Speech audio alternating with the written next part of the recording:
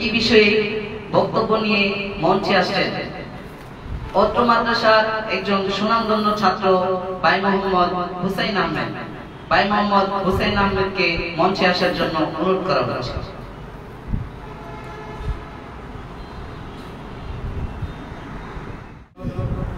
ও আমার দূর দূরান্ত থেকে আগত এরকম বিভাষিত ছাত্র ভাইয়েরা, সকলকে জানাই আমার অন্তরের অন্তরস্থল থেকে মুবারকবাদ। আজকে আমাদের বক্তব্যের বিষয় হলো কোরবানির তাৎপর্য। আমরা প্রথমেই জানবো যে কোরবানি এটা কি, এটার অর্থ কি, এটা কোথা থেকে আসে। কোরবানি এটি একটি আরবি শব্দ। এই আরবি শব্দের অর্থ হলো ত্যাগ করা, শাব্দিক অর্থ হলো ত্যাগ করা, আর পারিভাষিক অর্থ এটা শরীয়তের পরিভাষায় অর্থ হলো জিলহজ মাসের 10 তারিখ থেকে 12 তারিখ পর্যন্ত নির্ধারিত সময়ের মধ্যে আল্লাহ তাআলাকে রাজি খুশি করার জন্য, আল্লাহ তাআলার সন্তুষ্টির জন্য নির্ধারিত যে পশু আছে ওই পশু দ্বারা কোরবানি করাকেই কোরবানি বলা হয়। নির্ধারিত পশুকে জবাই করাকেই কোরবানি বলা হয়। তো এই কোরবানি কোথা থেকে আসে? এই কোরবানি হলো হযরত সাইয়্যিদুনা ইব্রাহিম আলাইহিস সালামের পুত্র হযরত ইসমাঈল আলাইহিস সালাম। আল্লাহ তাআলা হযরত ইব্রাহিম আলাইহিস সালামকে স্বপ্ন যুগে দেখিয়েছেন যে হযরত ইসমাঈল আলাইহিস সালামকে কুরবানি করার জন্য। হযরত ইব্রাহিম আলাইহিস সালাম, অথচ এই সেই ইসমাঈল যিনি যাকে হযরত ইব্রাহিম আলাইহিস সালাম পাওয়ার জন্য যুগ যুগ ধরে কান্না করেছেন এবং পুরো যৌবন ভর হযরত ইব্রাহিম আলাইহিস সালাম কান্না করেছেন, রব্বি হামলি মিনাস সালিহিন। এটা আল্লাহ তাআলার কাছে এই দোয়াটা করছেন আর কান্না করেছেন, রব্বি হামলি মিনাস সালিহিন, হে আল্লাহ আপনি আমাকে একটি নেক পুত্র দান করুন।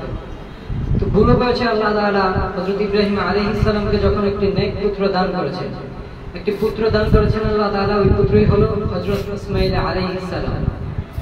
তো হযরত ইসমাঈল আলাইহিস সালামকে কুরবানি করার জন্য হযরত ইব্রাহিম আলাইহিস সালামকে স্বপ্ন যুগে দেখিয়েছেন।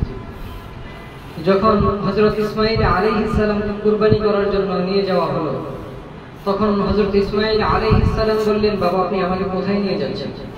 হযরত ইব্রাহিম আলাইহিস সালাম যখন তার স্বপ্নের বিবরণ বললেন, স্বপ্নের বিবরণ বলতেই হযরত ইসমাঈল আলাইহিস সালাম বললেন, হে বাবা আপনি কোনো চিন্তা করবেন না, আপনি আপনার উপর যে আদেশ করা হয়েছে, আল্লাহ তাআলা আপনাকে যে আদেশ করেছেন আপনি অবশ্যই আপনার আদেশ পালন করবেন। সুতরাং আপনি আমাকে ধৈর্যশীলদের মধ্যে একজন পাবেন ইনশাআল্লাহ। তো যখন হযরত ইসমাঈল আলাইহিস সালামকে কুরবানি করার জন্য নিয়ে যাওয়া হলো, যখন নিজ বাবা তার নিজ হাতে সন্তানের গলায় ছুরি রাখলেন, এটা আল্লাহ তাআলা দেখে, তাদের তাকওয়া দেখে, তাদের ভালোবাসা দেখে আল্লাহ তাআলার প্রতি, তখন আল্লাহ তাআলা খুশি হয়ে হযরত ইসমাঈল আলাইহিস সালামের গর্দানের নিচে, গলার নিচে একটি জান্নাত থেকে দুম্বা এনে দিয়েছে এবং ওই দুম্বা কুরবানি হয়ে গেছে। তো এটা দ্বারা বোঝা যায় যে আল্লাহ তাআলার প্রতি যদি কেউ কারো যদি ভালোবাসা থাকে, তাকওয়া থাকে, তাহলে আল্লাহ তাআলা তার মনের আশা পূর্ণ করেন এবং তার ভালোবাসার জিনিস অবশ্যই আল্লাহ তাআলা রেখে দেন। তো এই যে কোরবানি, আমরা বর্তমান যুগে আমরা কোরবানি করি লোক দেখানোর জন্য। মূলত এখানে লোক দেখানোর জন্য কিছুই নেই। আমরা যখন কোরবানি করব তখন অবশ্যই মানুষ দেখবে। আমরা যখন কোরবানি করব মানুষ তো অবশ্যই দেখতেছে যে আমরা কোরবানি করতে। তো সুতরাং আমরা মানুষকে দেখানোর জন্য এখানে কিছুই নেই। আমরা আল্লাহ তাআলাকে রাজি খুশি করার জন্য, আল্লাহ তাআলার উপর ভরসা করে আল্লাহ তাআলাকে খুশি করার জন্য, আল্লাহ তাআলার নৈকট্য লাভের জন্য যখন আমরা কোরবানি করব, এটা আল্লাহ তাআলার কাছে পৌঁছে যাবে, আল্লাহ তাআলা কবুল করে নেবে।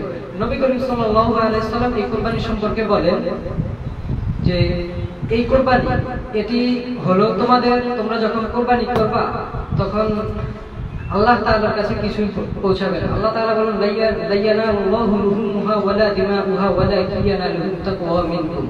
তোমাদের এই কোরবানির রক্ত মাংস কিছুই আমার কাছে পৌঁছায় না, আমার কাছে পৌঁছায় তোমাদের যে তাকওয়া, তোমরা যে তাকওয়া করো, যে ভরসা করো, ওটাই আমার কাছে পৌঁছায়। সুতরাং তোমরা তৃপ্তি মনে কোরবানি করো।